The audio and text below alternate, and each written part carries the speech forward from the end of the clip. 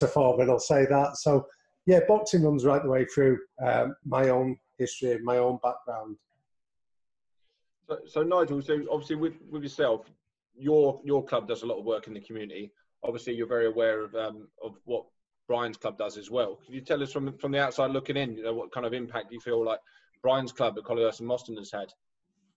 Well, I think that from the very start, he was a bit of a trailblazer within the community, and areas of deprivation like Brian's, Collyhurst and Moston, Moss Side, the areas where these clubs have all, been excellent are in these areas of deprivation. So the fact that Brian Hughes, he maybe has got nothing in common with, a kid who comes from Collyhurst and Moston, who's, maybe speaks a different language. That's the similar thing I have, is that he then becomes a father figure to these kids.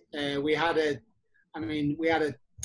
journalist come down to our gym on last week, and it was in the paper this Friday in the Times. And to have a boxing club from a deprived area in the Times, something I would never think. But and we mentioned Brian Hughes in our article because he was relevant. Phil Martin, the Trailblazers of Manchester, were they really sort of set the standard for others to follow. Like myself, I've only been coaching for 12 years, and I made an impact in that 12 years. But it's following the lead of people like Brian Hughes, who's really instrumental in creating the buzz around the Manchester area, and it's still applauded today. And he's genuinely a legend within our sport, and as is the gym. Some of the kids who've been through there, are still doing it now, in fairness. So he's taught them, the likes of Pat Barrett, Tommy McDonough, and they're still doing it there, following on